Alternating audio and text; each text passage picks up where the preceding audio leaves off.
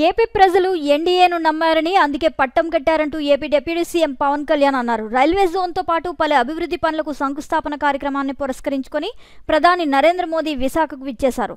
ఆయనకు AP CM Nara Chandrababu Naidu, deputy CM Pawan Kalyan ఘనంగా స్వాగతం పలికారు. ఈ సందర్భంగా సిరిపురం జంక్షన్ నుంచి ఏయూ వరకు రోడ్ షో నిర్వహించారు. అనంతరం ఏయూ ఇంజనీరింగ్ కళాశాల మైదానంలో జరిగిన సభలో పవన్ కళ్యాణ్ ప్రసంగించారు. ఆయన మాట్లాడుతూ ధైర్య సాహసాలతో నింపితే అది పటిష్ట భారత్గా మారుతుందని, సదాశయంతో కన్యాకుమారి నుంచి కశ్మీర్ వరకు నడిస్తే అది స్వచ్ఛ భారత్ అవుతుందని తెలిపారు.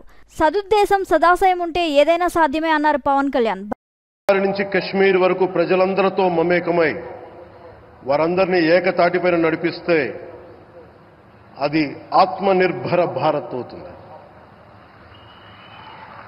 అదే కన్యాకుమారి నుంచి కశ్మీర్ వరకు ప్రజలకి వారి పరిసరాల శుభ్రత యొక్క బాధ్యతను తెలియజేస్తే అది స్వచ్ఛ భారత్ అవుతుంది.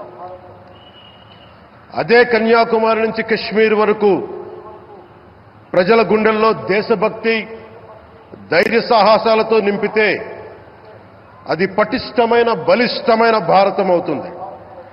అది ఒక రోజున అఖండ భారతం అయి తీరుతుంది. ఒక బలమైన భారత్ కోసం, ఒక దృఢమైన దేశం కోసం, జగత్తంతా వసుదైక కుటుంబం అనే భావన కోసం 4.5 దశాబ్దాలుగా పరిశ్రమిస్తూ ఆ దారిలో ఎదుర్కొన్న ప్రతి పరాజయాన్ని, పడ్డ ప్రతి అవమానాన్ని నవ్వుతూ స్వీకరిస్తూ వాటినే విజయాలకి ఇంధనంగా వాడుకుంటూ దేశాన్ని అభివృద్ధి పథంలో నడిపిస్తూ భారతదేశాన్ని ప్రపంచంలోనే 3వ బలమైన ఆర్థిక వ్యవస్థగా తీర్చిదిద్దేలా నడిపిస్తున్న మన ప్రియతమ ప్రధాని, మన గౌరవ ప్రధాని శ్రీ నరేంద్ర మోదీ గారికి నా తరపున 5 కోట్ల మంది ఆంధ్రప్రదేశ్ ప్రజల తరపున నా హృదయపూర్వక నమస్కారాలు.